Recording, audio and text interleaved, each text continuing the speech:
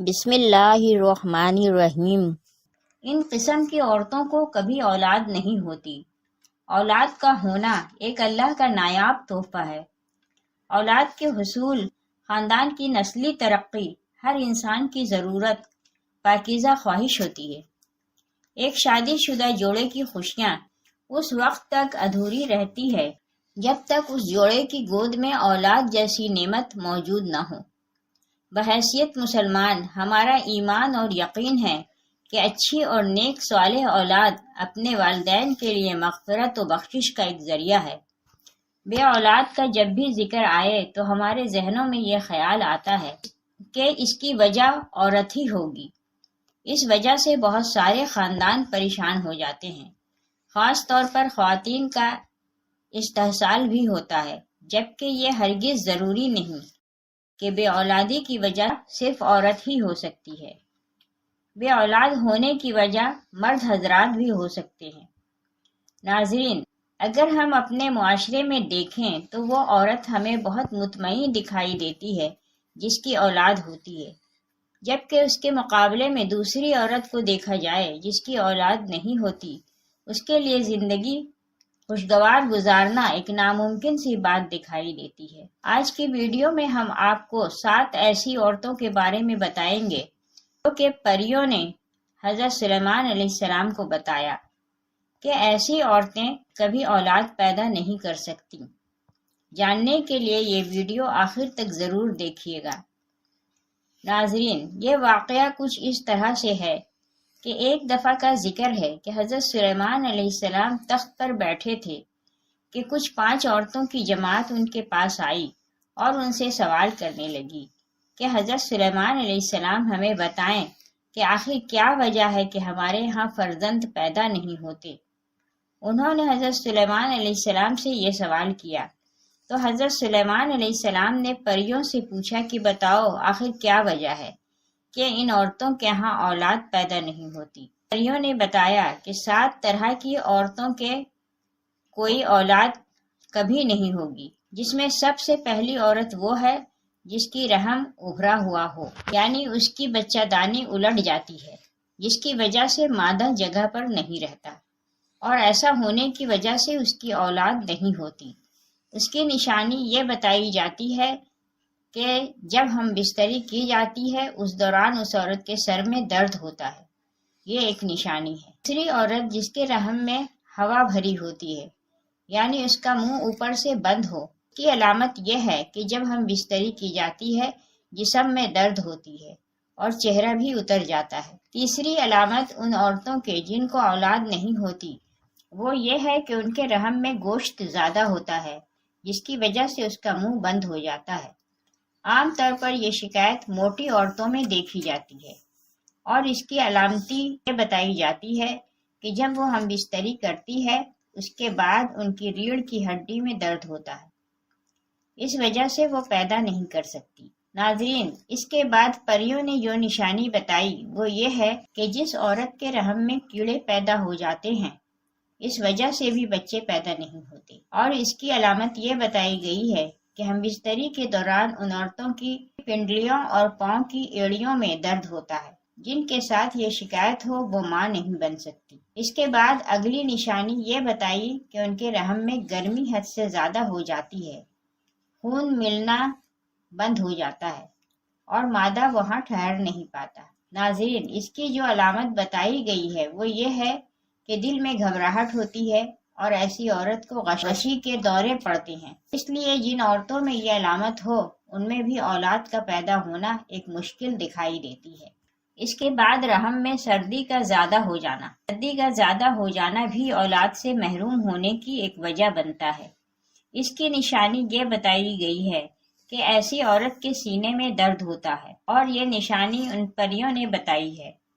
آخری نشانی ان پریوں کی جانب سے ان عورتوں کے بارے میں بتائی گئی جن کی اولاد نہیں ہوتی، وہ یہ ہے کہ ان میں عجیب جنات طاری رہتے ہیں، آسیب کا سایہ رہتا ہے، اور وہ اس کے اندر بچہ مار دیتے ہیں۔ مادہ کے رحم میں مختلف چیزیں ہوتی ہیں ان کو ختم کر دیتے ہیں۔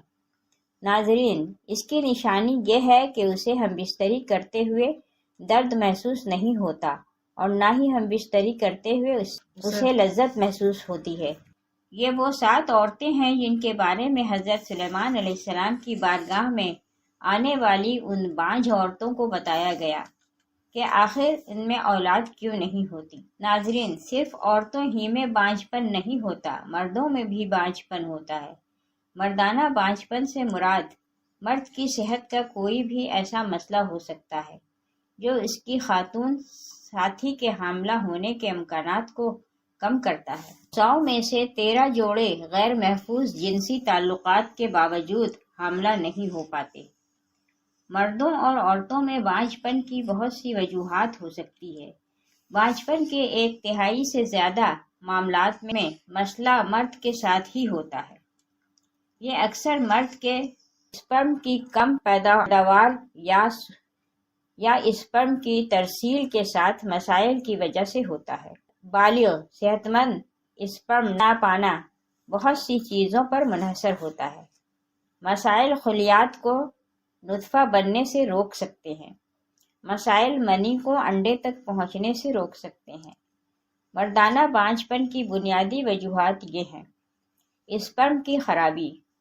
سب سے زیادہ عام مسائل میں نطفہ بنانے کے مسائل ہوتے ہیں، جیسے بعض اوقات بہت کم تعداد میں بنتا ہے یا بنتا ہی نہیں ہے۔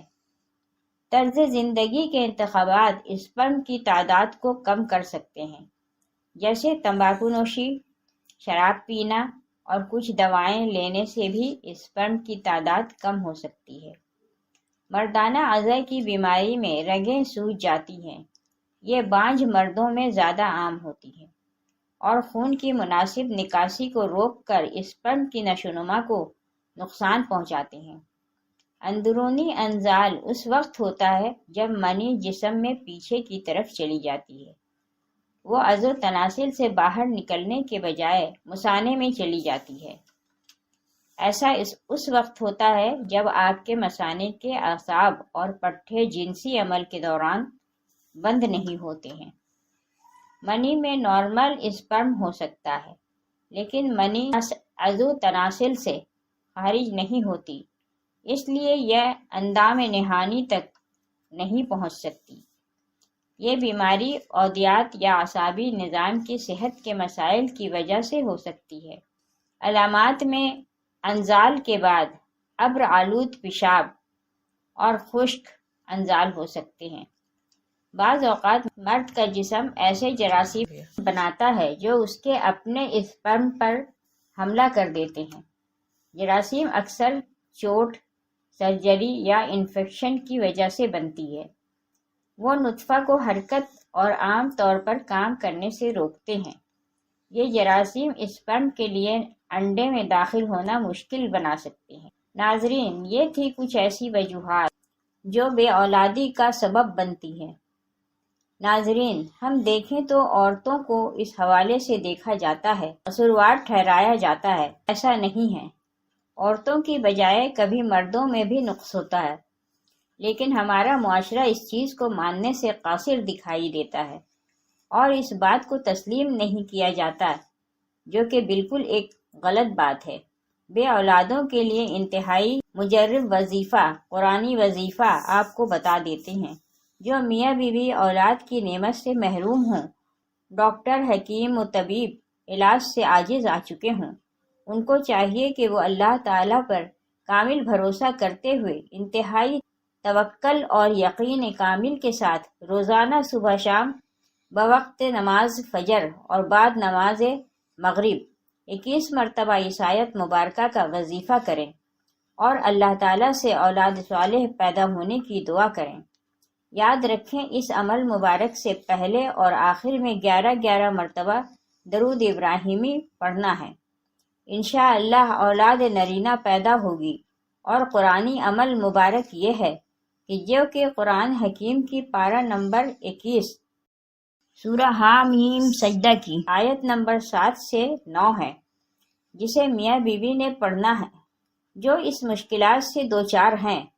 اس آیت کا ترجمہ کچھ اس طرح سے ہے: وہ ذات جس نے جو چیز بنائی، موزوں ترین بنائی اور انسان آدم علیہ السلام کی پیدائش کی ابتدا مٹی سے فرمائی، پھر اس کی نسل حقیر پانی کے نچوڑ مادہ حیات سے پیدا کی، پھر اس نسل کے اعضاء کو متناسب بنایا، اس میں اپنی طرف کی روح پھونکی اور تمہارے لیے کان، آنکھیں اور دل پیدا کیے، اس کے باوجود تم بہت ہی کم شکر ادا کرتے ہو۔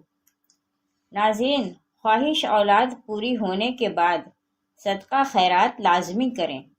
اللہ پاک تمام بے اولاد کو نرینہ اولاد عطا فرمائے اور ہمیں پرسکون سے صحت مند زندگی عطا فرمائے، آمین۔